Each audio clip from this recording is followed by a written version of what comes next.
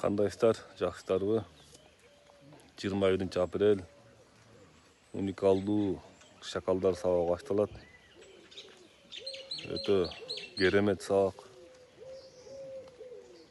Шакал эле болуп кеттик. Ошол шакалдарды кетириш адам өзү жакшы болот.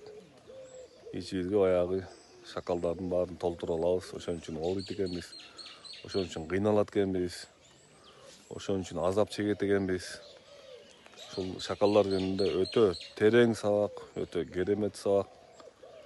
Бул адам өзүнүн ичиндеги шакалдарды билип калганда, адамдын ичинде болуп көрбөгөндөй жарыктануу, болуп көрбөгөндөй өзгөрүү кетип баштайт.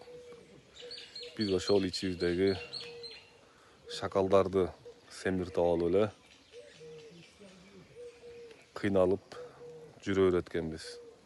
Бул өтө терең сабак. Каалоочулар катышыңыздар, бизде окугандар да катышыңыздар.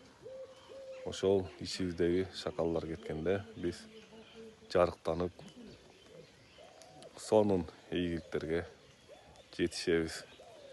Биздеги эң чоң тоскоочулук ошол ичибиздеги шакалдар.